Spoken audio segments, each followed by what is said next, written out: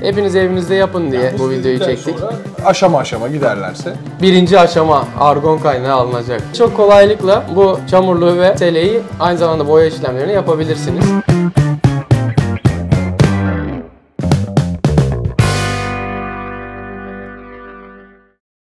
West Riders Custom'a hoş geldiniz. Crazy Frank's Fender çamurluk yapımı bölümlerinin ikinci video serisinin ikinci bölümüyle karşınızdayız. Geçen bölümde çamurluğun yapım aşamalarını gösterdik, anlattık, üzerine konuştuk, yorumladık. Aynı zamanda tarihinden biraz bahsettik. İzlemek isteyenler, merak edenler şuradan birinden tıklayıp Ya bunu yapıyoruz ama ondan sonra koymuyoruz. Bence şöyle onu bak koyacak adam bak orada duruyor artık bak. Bir de şöyle bir durum var.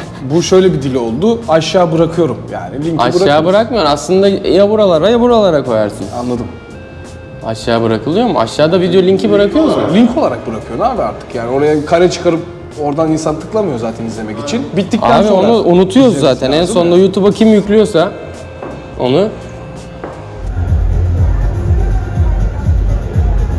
tamam, ben zaten sana anlatıyorum o artık anlar yani. Kızım sana söyledim, gelirim sen anla. Geçen hafta çamurluk yapımını izlediniz. Herhangi bir yerden tıklayarak onu izleyebilirsiniz tekrar. Şimdi selenin yapımındayız. Bugün anlatacağımız, işleyeceğimiz konu selenin imalatı. Normalde seleyi yaparken genelde biz polyester malzeme kullanıyoruz. Bunda alüminyum sele tabanı tercih ettik. Sünger seçiminde de seleyi buradan bir alttan alüminyum destek atıyoruz ki bu form bozulmasın diye. Burada da bu ince ve estetik görüntüyü yakalamak için çok yüksek densiteli bir sünger kullandım. Hem aşağıda hem arka tarafta. Önde de yine biraz daha bizim diğer serilerde de kullandığımız, yumuşaklığını da çok sevdiğimiz bir sünger tercih ettik. Ardından zaten yapım aşamalarının hepsini şimdi izleyeceğiz. Orada daha detaylı anlatırız. Evet, ben her şeyi burada anlatacaksın zannettim bir anda yani. Başladım. Yani başlayınca bitmiyor. Başlayınca... Bence yapım aşamalarının arkasına konuşalım biz bunu. Hadi şimdi serinin yapım aşamasına gidelim. Hadi gidelim. Tabii ki ikinci bölüme de nasıl başlıyoruz? Kartonla. Kartondan şablon çıkartarak. Normalde selelerde şeyde de anlattım. Giriş bölümünde de az önce anlatmıştım. Selelerde normalde polyesterden döküyoruz kalıbı. Ama bu daha geleneksel bir çalışma olduğu için dedim ki alüminyumdan yapayım. Yok ondan değil. Zemin daha düz olduğu için alüminyumdan daha hafif, daha şık hem metal bir sele yapalım. O zaman dönüp dolaşıp kartona geliyor iş. Şu an kartondan selenin kaba şeklini, hatlarını, kalıbını çıkartıyorum. Burada tabi geliş buraya kadar düz ama bu ucunda bağlandığı yerde oturması gereken bir yuva var. O yüzden orayı kabarık yapmam gerekiyor. Biraz o beni düşündürdü. Hani nasıl yaparım o işin içinden. Kalıbını çıkartırken oradaki uzama payını bantlarla hesapladım. Bantları şasiye doğru sarkıtıp ardından kalemle çizip açılımını kartona verdim. Böyle gördüğün gibi çok çirkin, kocaman ucu olan bir dev bir sperm gibi. Evet, karşımızda. Sperm gibi oldu. Sperm belki.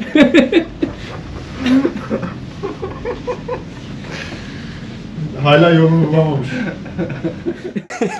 Ben nedense seleleri böyle kunduraya benzetiyorum. Kundura gibi değil işte, bunun kafası bir büyük. Daha geçen izledim şeyde, Rick and Morty'de bu dev sperm bölümü vardı. Aynen ona benziyor da ondan öyle dedim. Alüminyumu dekopajla kesiyoruz. Bu arada masada da bira detayı var. O gün herhalde bir kutlama. Bira da yürüyor. Bira yürüyor. Abi her şey. Bunlara ben normal bira 50 liraysa bakkal diyor ki bana yürüyeninden ver 100 lira. Bak bira da yürüyor mesela yağdan. O yüzden bak, bu arada. Bak bu hem dönüyor hem yürüyor. Bak bir sağ yapıyor bir sol yapıyor. West Riders'ın pahalı olmasının sebebi tabii kullandığınız ekipmanlar yürüyor. Yürüdüğü için. Yürüyor. Ben masayı aşağıdan ayağımla bastırıyorum. Bastırın bak gördün mü ayağımı? Yoksa o da yürür.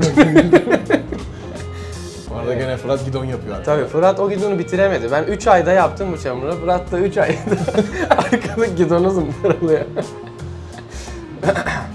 Evet. Yere bakıyor şu anda. Spermin. Ucu. Selenin. Zemin hazır mı? Şimdi hazır sayılır. O yere bakana önce bir dikeltmek gerekti. Önce bodo böyle uzaktan ve uzaktan da çektik. Gördüğünüz gibi gelen giden. Uzak olduğu için görmüyorum ne yaptım. O yüzden anlatamadım. Tamam. Sustum orada. Şimdi herhalde. Şimdi burada kum torbasının üzerinde şeyi dövüyorum. O çamurluğun oturacağı bölümün oyuk kısmını yapıyorum. Kum torbasını niye öyle dik kullanıyorum derseniz en son fuara götürdüğümüzde dönüşte nakliye sırasında yırtıldı. İçinden kum akmasın diye öyle götürüp diktirmeye de hiç fırsat bulamadım. Öyle kullanıyorum.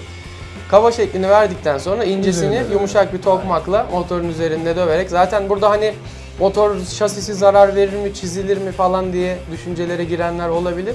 Yumuşak bir tokmakla yumuşak bir malzemeyi dövüyorum aslında, yani alüminyum kolayca şekil alabiliyor. Ardından neyi açtık? Ha, bir önceki bölümde anlatmıştım ya, seleyi bağlamak için çamurluğa bir ilave bir şeyler daha yapmam gerekiyor. Burada çamurluğa selenin bağlantı deliklerini açtım.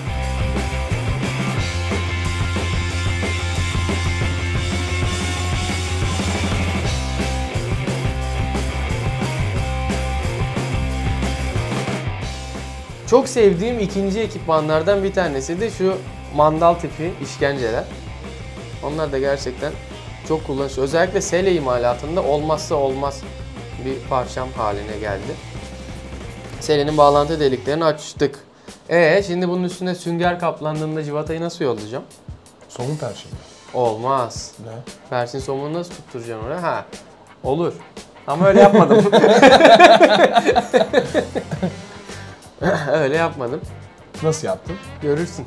İzlemeye devam et. Şimdi burada 2 tane küçük burç kaynattım.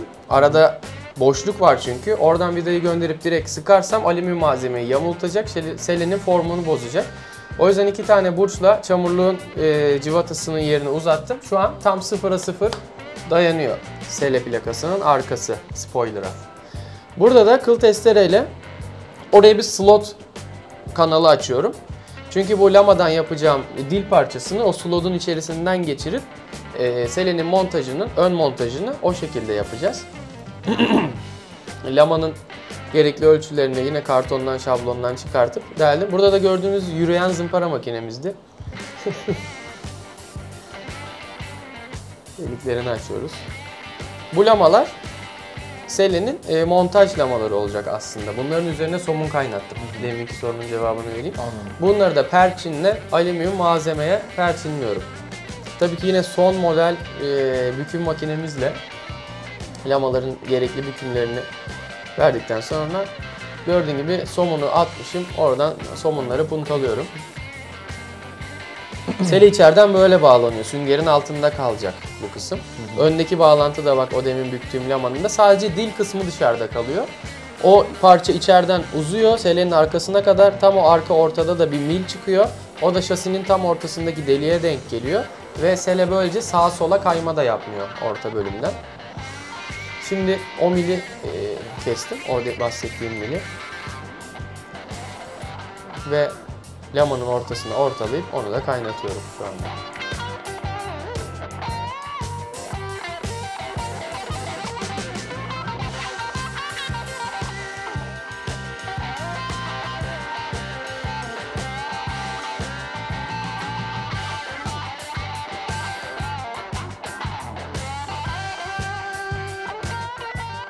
Sevdiğim bölüme geldik. Ben bu selenin şeklini vermek için içeri yaptığın destek kısmı selenin Yani- daha diri durmasını da sağlıyor. Evet, Süngerle kesinlikle, olacak bir şey gibi kesinlikle. değil. Süngerle görsel olarak onu yakalayabilirsin ama kesinlikle konforlu bir oturuş yakalayamıyorsun.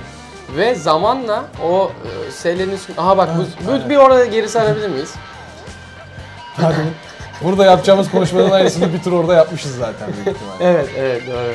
Dükkanda yapılan herhangi bir imalatın olmazsa olmaz süreçlerinden bir tanesi. Bu var ya çok önemli Evet. bir şey. Eğer bir şey üretiyorsan burada West Riders Custom bünyesinde bunu 2 kişi en az 3 kişi ya tek kişi de geçebiliyorsun pardon. 3 kişi, 4 kişi, 5 kişi bütün kadro. Böyle karşısına geçip izlemek, yorumlamak Yorumlamak önemli. önemli bir Yani süreç. herkesin tabii ki de kendince fikirleri var ve Burada bir arada ekstra- olduğu zaman çok daha güzel işler çıkabiliyor. Kimsenin benim görmediğim, Mertan'ın görmediğini ben görüyorum. O güzel yani. Ekstra bir şey daha var burada. Bu oturuş pozisyonu düşünmeyi de arttırıyor. Arttırıyor. Tabii.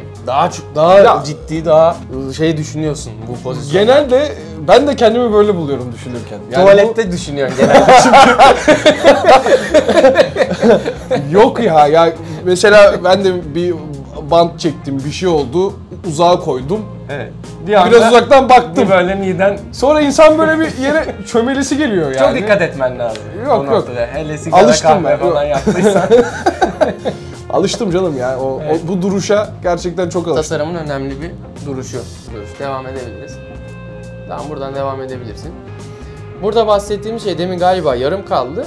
Yani burada aslında alüminyumdan bir parça yapıp selenin altını destekliyoruz. Orada bir merdiven gibi bir şey yapıyoruz. King & Queen selelerde de özellikle kullanılan bir çalışma. King & Queen'in resmini de şuraya bir yere koyarız. Bak, zımpara özel bir zımpara. Yürüyor, görüyor musun? Bak, bunun bir de koşan modeli var, yeni çıktı. Ona henüz paramız yetmiyor. İleride Yetişemiyoruz ondan daha. Bizim kondisyonumuz yetmediği için bunu aldık. spora başladım. Spora. Makineyi alacağım diye. Koşman gerekiyor makineyi Evet. yakalamak. Şimdi bir tanesini çıkarttım, kestim.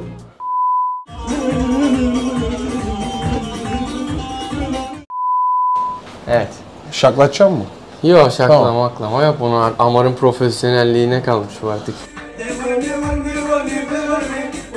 O parçadan 2 tane kestim. 3 tane kestim. Üçgen parçadan. Neden? Bir yedek mi? Çünkü bir tanesini ortaya koyayım diye düşündüm. Anladım. Ama bu zaten 2 milim alüminyum kullandım burada imalatta. Ortaya destek atmaya hiç gerek yok. Taş gibi oldu zaten. O yüzden ortadakini iptal ettim.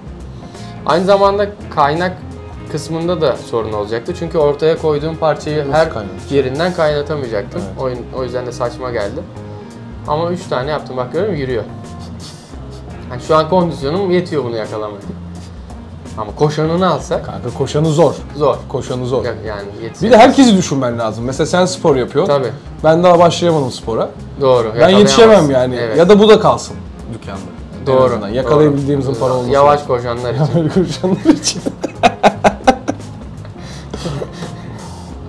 Şu anda en sevdiğim yine takımlarda, ya ben galiba bütün takımları çok seviyorum atölyedeki de. Bu da gemici gönyesi. Merkezi bulmak için kullandım orada. Şimdi burada puntoluyorum yine argonla. Alüminyum kaynağı. İmalat belgeseli gibi oldu. Her şey var. Demir kaynattık, alüminyum kaynattık, Dükkan biraz öyle zaten ya. oksijen kaynattık, bir şeyler yaptık. Şimdi üst parçayı çıkartıyorum. Artık burada müzik dinlemeye başlamışım. Yok, daha önce de var. Ha, var mıydı? Var. Şey dinliyorum büyük ihtimalle. O gün Şanlısoy. O aralar Sanlısoy. oydu. Sanlı, özür Sanlıymış dilerim. doğrusu. Sanlı. Ben bu zamana kadar Ben de Şanlı Şanlı diyordum. diye söyledim. Sanlıymış.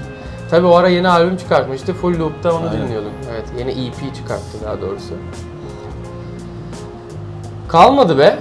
Türk rock diye bir şey kalmadı yani. Dünyada işler değişiyor. Evet. Türk bok müzikler var artık piyasada. Türkçe bok. Evet. Çok sevdiğim bir parça oldu. Ve alüminyum kaynağı yapmak da gerçekten çok eğlenceli ya. Çok alüminyumla keyifli. O uğraşmak da alüminyumun keyifli. böyle akması, yayılması, köpürtmesi anlayamazsın. Anlayamazsın.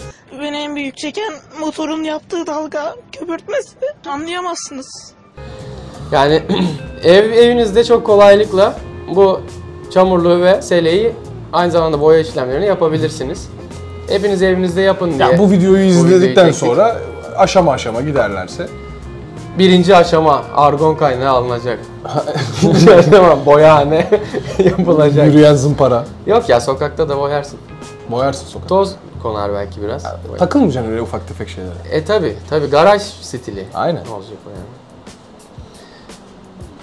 Ha, alüminyum kaynağından bahsediyordum. Gerçekten o şey yayılıyor ya böyle lehim gibi. Çok keyifli. Özellikle kalın malzemede, işte bu 2 milim malzeme. Bir de böyle kaynak ağzı da bıraktım onları, tam birleştirmedim. Oraya böyle teli veriyorsun. Yani süper Doluyor. bir şey. Sanki Anladım. hep oteli oraya versem Sen- yani. Bak kulağa kaçmış, geri çektim, gördün mü? Bu arada lamalar da fırın boyadan geldi. Elektrostatik toz boyayla boyattırdık onları. Onları da şu anda perçinliyorum seleye. Perçinlerin de daha sağlam olması amacıyla çekişle de kafalarını iyice ezdim. Onu da şimdi görürsün. Yani içeride kalacak parça bile fırın boyalı. Yani o lamaları demirden yaptığın için ileride paslanmasını Paslanabilir. istemedin. Evet. Yani Yıkamayla kendin de kolay boyayabilirsin yani. evde Evet. spreyle bir şeyle falan ama o boya olmaz, atar. Atar. Bu tip işlerde statik boya en temizi. Gördüğün gibi jilet gibi. Önden dilini geçirdik, ortadan çükünü geçirdik, arkadan da 2 tane civatayla bu iş bitti.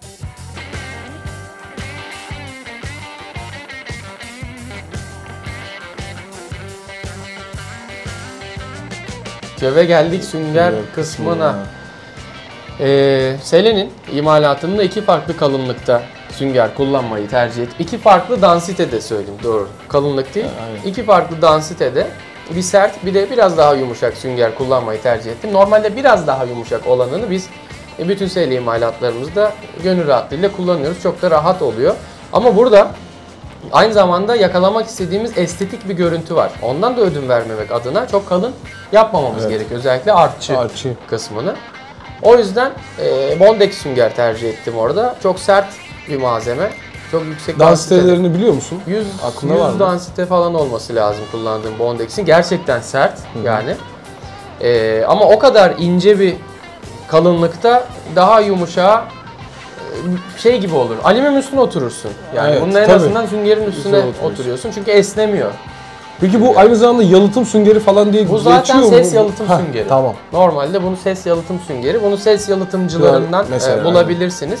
Bu süngerin önemli özelliklerinden bir tanesi suyu pek sevmez. O yüzden sele döşemesinden önce komple al abi. Sele döşemesinden önce bunun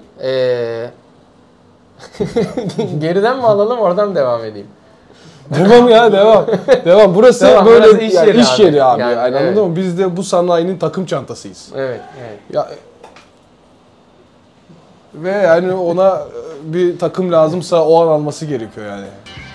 Bondex sünger, Bondex yalıtım, sünger suyu sevmiyor. sevmez. Aynen. O yüzden sele döşenmeden önce bunu bir sudan yalıtmamız lazım. Streçe sarabilirsiniz, poşete geçirebilirsiniz. Bunlar önemli detaylar. Şimdi arkadaki süngerleri yapıştırdıktan sonra önce yanlarını yapıştırdım. Onun sebebi de direkt ben oradaki parçayı yanlara dayasaydım, oradaki alüminyum parçayı, o zaman sele döşemesi kaplandığı zaman o yanda izi belli olacaktı derinin altında. Oraya da mutlaka bir süngerle destek yapmak gerekecekti. Şimdi önce yanlarını doldurarak o yandaki geçişi daha pürüzsüz hale getirmeye çalışıyorum aslında. Tabi burada son şekli verebilmek adına sürekli telefondan, fotoğraflardan, müşterinin istediği fotoğraflardan bakarak şeklini çıkartmaya çalışıyorum. Orada şekilde bel kısmında mesela bir sünger takviyesi gerektiğini düşündüm. O yüzden oraya hatta biraz daha yumuşak süngerle takviye yaptım. Orası zaten hani çok sert olmasına gerek yok. Altında zaten Bondex onu destekliyor. Önde de dediğim gibi bizim her zaman kullandığımız süngeri tercih ettim. Çünkü burada önemli olan her zaman zaten sürücünün konforu. Kalın da kullanabiliyoruz. Hatta genelde ön tarafta daha kalın, oturduğu yere doğru daha ince yapıyorum ki arkaya doğru bir eğim versin. Sürücü otururken de tam selenin içine gömülerek otursun. Öne kayma yapmasın. Çünkü öne kaymak gerçekten motosiklete çok rahatsız. Çirkin bir şey, evet. Çok rahatsız. Sürekli kendini yerine ittirmeye çalışıyorsun, sürekli bir yerini almaya çalışıyorsun. Evet, evet. Bir de yani gazı açtığın zaman ister istemez motor seni geriye doğru, yani geriye doğru bir gidiyorsun.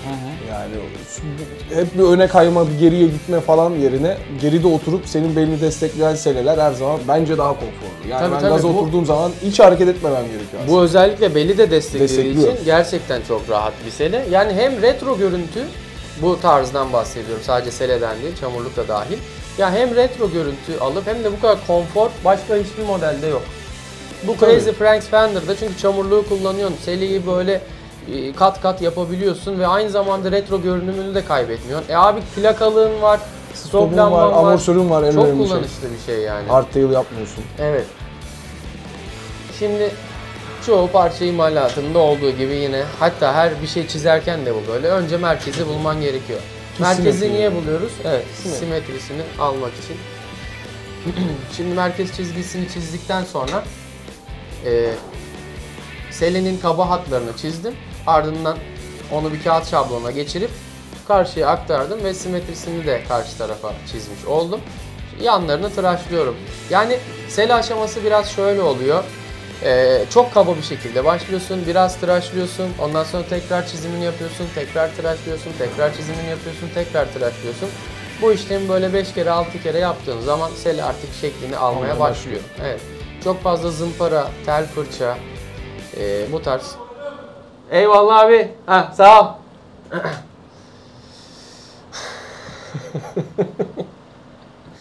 Ha, burada üstüme hava tuttuğum yer. Gerçekten pis bir iş. Yani çok daha ağır bir sünger. Bütün dükkan sünger oluyor. Merkezi bulurken de lazer işaretleyici kullanıyorum. Çok daha temiz oluyor. Ya da esnek cetvel. Esnek cetvel kayıp. Ha? Esnek cetvel kayıp şu an. En son sen kullanmışsın. Bulurum ya ben esnek cetvel. Ben alacağım zaten ya. Esnek cetvel kayıp, en son ben kullanmışım. Aynen, onu gördüm şu an. Bu video kaç aylık? İşte bayağıdır yok. Aşağının halini görmüyorum galiba. Bayağıdır yok. Görünce şok oldum oğlum. Bence bu sele malzemenin arasında falan olabilir şu an. Olabilir, bakalım olabilir. Acaba sele malzemelerin arasında çıkacak mı? Acaba suçlu kim?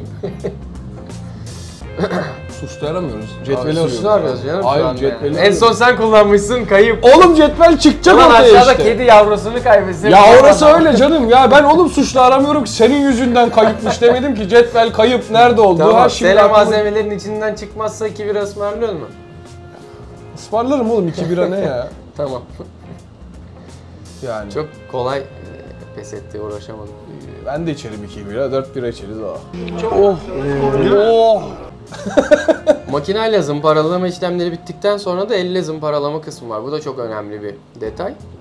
Çünkü daha hassas zımparayla girebiliyorsun. Daha hassas, temiz çalışabiliyorsun. Ama bitmiyor. Bak, yine merkez alıyorsun, yine kabasını çiziyorsun, yine aynı işlemler tekrar. Ama çok da seviyorum yani. Sevdiğimde bir sünger şekillendirmek gerçekten sevdiğim bir olay. Heykeltıraşlık gibi biraz. Kabadan yani mermer bloktan şekle bak, giriyorsun. Yine selam söylüyorum buradan. Pembeli abiye.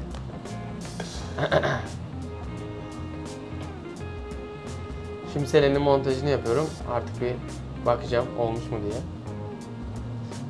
Şey de önemli. Zımpara yaptıktan sonra bir de okşamak da önemli seriyi. O da. Tabii, pürüz varsa, el hissiyatı zaten Tabii. bu tarz işlerde.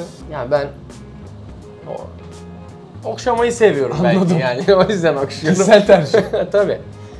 Bu da döşemeye göndermeden önceki son aşama ve en önemli aşamalardan bir tanesi. Burada sele döşemesinin deri şablonlarını çıkartıyorum aslında. Bu şablonu çıkartmak neden önemli? Döşemeci bu şablonu çıkartamıyor mu? Tabii ki çıkartabiliyor. Ama hem kafamdaki modeli daha rahat yansıtmamızı sağlıyor bu iş. Hem de direkt bantla şablonu aldığım için çok böyle 0'a 0 oluyor. Yani hani kalıptan çıkmış gibi oluyor döşemeler. O yüzden bunu özellikle tercih ediyoruz. Her selede uyguladığımız bir yöntem. Şöyle yapılıyor. Tamamen bantladım. Ardından dikiş geçmesini istediğim yerleri, yani parçaları kesiyorum. Karşı tarafa simetrisini aktarıyorum. Bu parçaları çizdikten sonra kesip çıkartıyorum tek tek. Bu sele mesela 3 parçadan oluşuyor. Sağ, sol ve orta diye. Ondan sonra döşemeci onu kenarlarından dikim paylarını bırakarak kesiyor ve dikim işlemlerini yapıyor. O simetri aldığın şey ne? Naylon. Klipsli poşet gibi bir şey mi? Aynen. Naylon kullandım özellikle çünkü şeffaf ya, görebiliyorum. Rahat oluyor. Bunu böyle bir maskeleme kağıdının üzerine yapıştırıyorum. Tek parça halinde düzgün bir dosya olarak götürebilmek için. Orada bizim marka logomuz var. Onun nereye dikileceğini resim üzerinde gösteriyorum. Dikişlerin hangi şekilde, hangi kalınlıkta, nerelerden geçeceğini gösterip notlarımı yazıp rulo yapıp yolluyoruz ve bu şekilde de döşemeden geliyor. Evet, döşemeden geliyor. Çok sevdiğim, beğenerek yaptığım bir çalışma oldu. İzlediğiniz için teşekkür ederim. Sene yapımını izledik. Şimdi sırada boya yapımı var ama bunun için beklemeniz gerekiyor. Bir sonraki bölüm. Ne zaman, Boya. haftaya mı? Hepsini bam birden de koyabiliriz ama böyle hani heyecan katlı. Hayır yapa. Yok olmadı. Yapa çeke gidiyoruz. Yok bitirdik. Vallahi hemen koymamızı istiyorsanız çok yorum atın, Aynen. çok beğenin. Yoksa 2 hafta sonra yayında sele Aynen, yapım 2 hafta videosu. sonra. Çok beğenirseniz boya videosu. Sele yapım videosu. Sele yapım videosu buydu. Onu çektik, izledik demin hatta, yorumladık falan. Bunu baştan alalım mı? Böyle Yok, Amar halleder. Böyle mi lan? O zaman saçma sapan bir şeyler konuşalım yani. Buradan sonra diyelim ki... Onu zaten birazdan videonun içinde konuştuk demin az önce. Bir sonraki bölümde görüşmek üzere. Bir sonraki bölümde boya videosunu yapacağız. Sele videosunu bu bölümde izlediniz. Bu tarz videoların gelmesini istiyorsanız her zaman söylediğimiz gibi abone olmayı, yorum yazmayı, beğenmeyi unutmayın. Ve üzerimizdeki tekstil ürünlerinden istiyorsanız internet sitemiz üzerinden ulaşabilirsiniz. Görüşmek üzere. Kendinize iyi bakın. Diğer bölümde görüşürüz. Görüşürüz.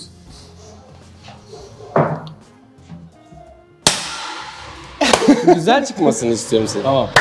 Ya Ne bölümdü Taktik. ama gene Bu- kestin kartonları, Kestim. bir şeyler yaptın. Çok iyi koydun. bölümdü. Müthiş bölümdü kanka. Oturduk izledik. Çok iyi. Manyak Hepsini gibi. şimdi yaptık Aynen. bugün. Aynen.